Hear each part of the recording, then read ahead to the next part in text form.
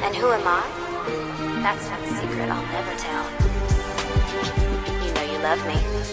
XOXO. Gossip Girl. What's up? Today we got Gossip Girl, Season 1, Episode 3, Poison Ivy. This episode starts off at Constance as the morning assembly begins. The headmaster and headmistress, don't know it's Chloe yet, but still, the headmaster and the headmistress of the school explain that Ivy Week is about over, and with the exceptions of the mixer,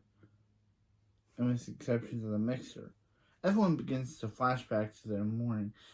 At the home, Rufus remarks on the fact that Dan caught himself several times shaving. However, he promises that Dartmouth, Dan and Dream School will love him. Dan isn't so sure, and he reminds Rufus that he doesn't have a trust fund or anything.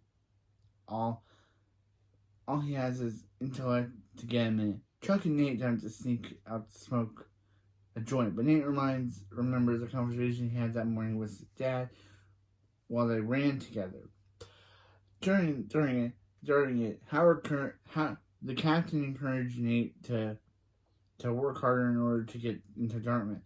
Nate tried to say that he's keeping his options open, but Howard tells him that he and Mom Ann, who I don't know if we meet yet, I don't know when we meet Ann, but still, he and his mom Ann didn't work hard for their plans for their future, for his future.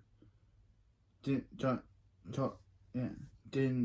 work hard for him not to follow their plans for his future.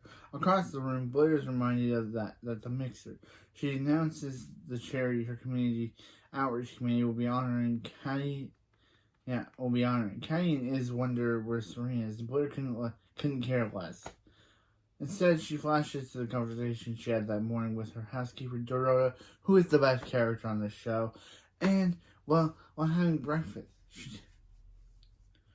she talks about how she'll be going to Dartmouth to visit Nate, and how he'll come down to visit her at Yale, her dream school. She mentions to Dorota that she, who is again the best character on the show, that she hopes that it doesn't make her feel too old to grow up and be off to college. Meanwhile, Serena arrives at school late on her way in. She remembers how she told Lily that morning that she'll still be planning on going to Brown to get away from everyone on the Upper East Side. She runs to school just as simply as Annie and runs into Dan and Blair, both who regard her coldly. Of course. That afternoon, gym class, Blair attempts to downplay Serena during a game of field hockey. That's the scene of this episode because I like that. I think I could see it. I just like Blair and Serena. However, she gets herself carded several times after knocking her over. Body slamming her several times. Serena eventually grows tired of Blair's tricks and tackles her to the ground. The two girls begin to roll around while Blair screams at Serena to get off of her, because this is not. The coach tells them to break it up, and Serena releases her. However, Blair starts feigning a leg injury, and Serena gets kicked off the field. Blair fakes a leg injury, saying that Serena injured her, so Serena gets kicked off the field. Caddy and Iz help limping Blair to the nurse's office. Meanwhile, Dan, Nate, and Chuck are interviewed for potential usher position. Dan gives a detailed answer explaining that Dartmouth is his dream school, and he learned the important values throughout his life, and that would make him a strong candidate for the school. Nate explains that while he thinks it would be an honor to attend Dartmouth because of his father, it's not his first choice, and there has to be someone who wants the position more. Chuck merely says that since he's Chuck Bass, he deserves it. After school, Headmaster Prescott, who I don't think we ever see again,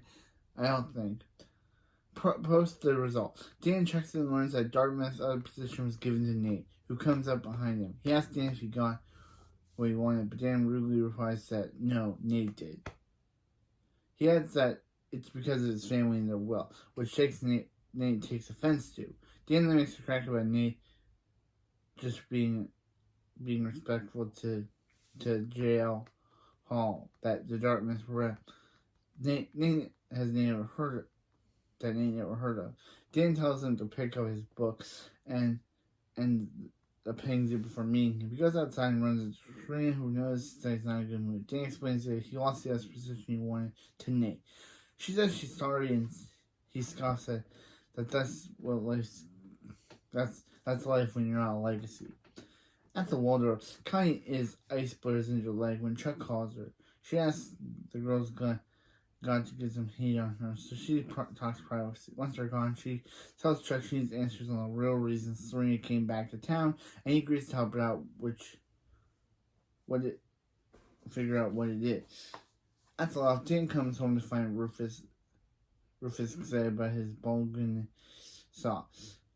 However, silently goes into his room and slams the door. Rufus follows and asks if he got the position. Dan says no, he lost to Nate. He apologizes for Rufus not being good enough to make it for the sacrifices he made make up for the sacrifices Rufus made. But Rufus says that's not it. Dan asks to be alone and Rufus leaves the room. Jane admits to him that the Humphreys aren't royalty uptown, which she isn't okay with, but is used to. Chuck follows Serena in his limo, and he spots her entering the Offshore Center and snaps some photos of her as proof. He also calls Blair, who is hanging with Nate at the penthouse, and tells her that she won't believe where he found Serena. Later, he brings her a photo, and she uploads them to her computer, which wonders what Serena's doing at the Offshore Center. Chuck explains that's a rehab center for drug disturbed or addict people. For the disturber act.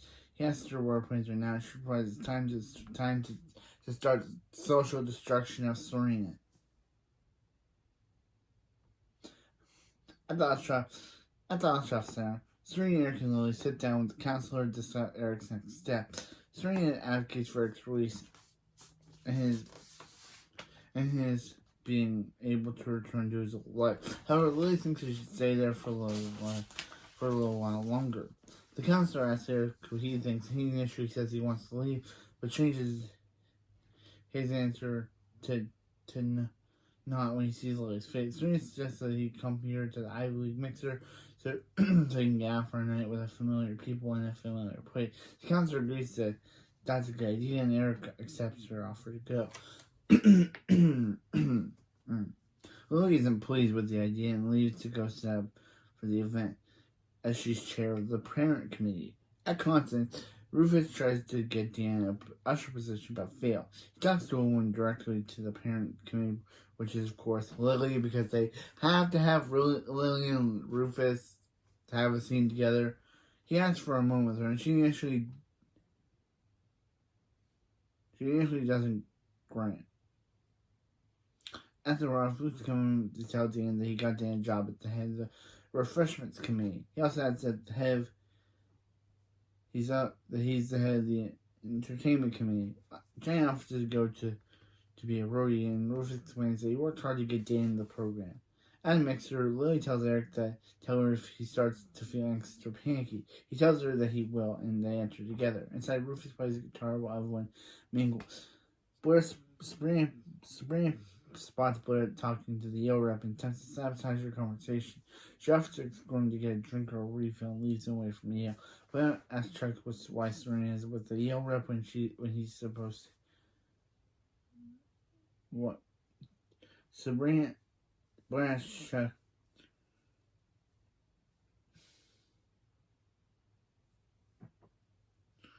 was Sabrina with the Yale rep when she's supposed to be the usher, and Chuck says that he switched. Then he introduces Blair to her special guest, Dr. Donald Ostroff of the Ostroff Center. Elsewhere, Nate tries to make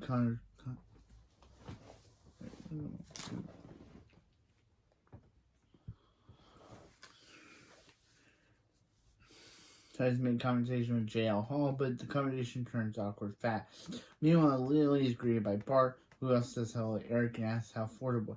He excuses himself to go inside the school and runs into Jenny.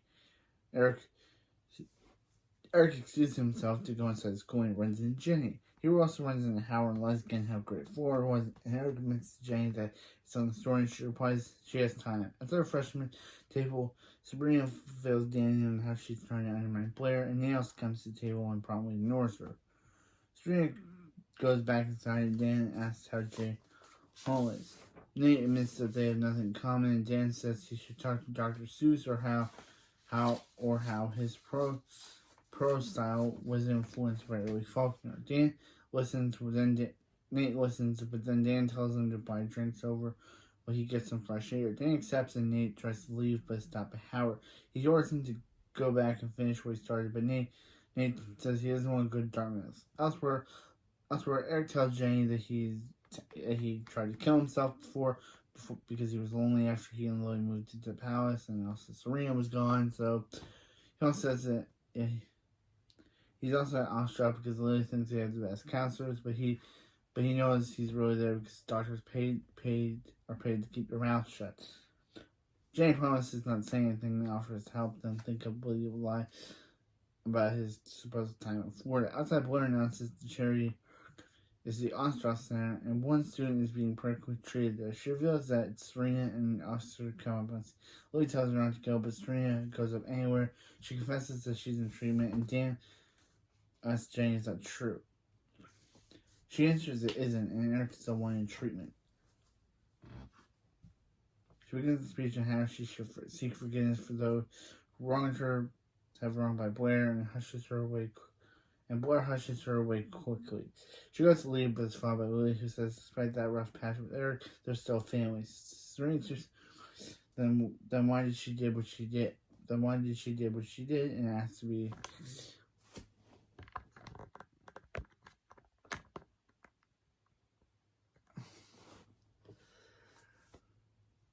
Then why did she do what she did? It has to be excused to end the fight with Blair. Outside, she confronts Blair and asks if they're even now. Blair says no because she will do even worse than what she did. Serena did to her. Serena pleads to end the fight. Anyway, Blair refuses and walks away. Serena Dan follows her and he tells her that what she did for Eric was cool and wants to know if she's okay. He promised her not to ever say anything about it and how to be there if she needs anyone to talk to or not to talk to. She thanks and also apologizes for how everything bad he ever said to her about her because he doesn't know anything about life. And she asks him to call her, saying that she would like to take him up on his offer sometime. Lillian tells Eric that they should leave, but he asks to do one thing before they go. She allows him, and he goes up to Blair and reveals the scar on his arm from some suicide shock. She says that she had no idea. He tells her that must be a new thing for her. And once he walks away, Chuck asks what was that about, and she lies, saying nothing. Next day, Rufus probably looks at Dan's sign. So literally, of course, Eric literally just told Blair that he's the one that is Ostrov, not Serena. So Blair admits to Rufus probably looks at Dan's signed copy of the Penny Zoo, and Dan admits to Rufus that it wouldn't have been possible without Rufus. It wouldn't have been possible without Rufus. And Rufus smiles. He says that nothing will ever get in the way of making sure Dan gets everything he deserves in life, then suggests that he and Jenny also apply to Dartmouth so they can all go. Realizing he's joking, Dan says that that's not remotely funny. At the palace, Nate gets a call from his dad wanting to meet to go running. He gets dressed up and heads over there. When he arrives, he finds Howard waiting with J.L. Hall, who is also a runner. He lies to Nate that Nate had food poisoning the night before and that's why he left. Then he brags about Nate's sport accomplishment and they begin a jog. At the Ostrov, Jenny comes to visit Eric and she asks if Lily will be mad, and Eric explains that she got a message on that she gets a massage on Saturday morning and is probably getting an extra long one after the night before. Jenny notices a bouquet of flowers. Eric says, yeah, that's the browner sent them over because Serena because his cousin did time at the Ostrov Center. at the center. At Central Park, Blair finds Serena reading by herself. She brings the letter she wrote while Serena was away, but never sent. She reads out loud and begins to tear up. Afterwards, she tells Serena that she was hurt because she knew that she was aware of how her life was falling apart, but didn't even call. Serena says she didn't know how to be a friend after what she did and apologizes. Blair admits Eric told her what happened, and now she knows that their family is going through a hard time too. Ending the episode. Also, yeah, this marks where Blair and Serena go back to being friends again. It's kind of weird that they were only enemies for about 3 episodes, and now by the next episode they're back to being best friends. It's kind of weird. It's kind of weird that they just wrap that up. It's kind of just like it's kind of just weird that they wrap that little storyline up of now Blair told Serena about the letter she wrote to her, and that makes them make up and go back to being friends. Of course, this isn't the last time Serena and Blair are going to fight each other, because it's a show. You can't have drama. And Serena and Blair definitely bring the drama. But yeah, this episode was shocking. Of course, Lily's a terrible person, and we'll get to why later on in the series, why of the bad things Lily has done over the course of the show. But still, yeah, and also bad things Serena's done. But still, yeah. But yeah.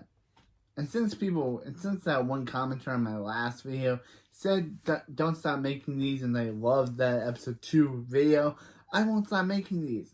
I'll stop making them once the show is finished, and I'll probably do the reboot. Probably don't want to because it's only a 2 seasons reboot, but still. Again, unlike the Tournaments, who's got a movie and a sequel series, this show only has this and a rebooted continuation. So yeah, next time we got Bad News Blair, which is a reference to Bad News Bear, which also next episode is start of Blair's Audrey Hepburn dream scenario, because for some reason the writers just love having Blair's actress dress up like trying to be an homage to Audrey Hepburn, and it's learned that Blair was actually a big fan of Audrey. So of course Blair would have dream sequence. There's only one episode where Blair actually dream sequences where she's actually another movie character, not Audrey Hepburn. But most of the time she's Audrey Hepburn. So next episode we get the start of Blair's Audrey Hepburn style dreams. But yeah, that's it for this video, and see you next time. You know you love me. XOXO Gossip Girl.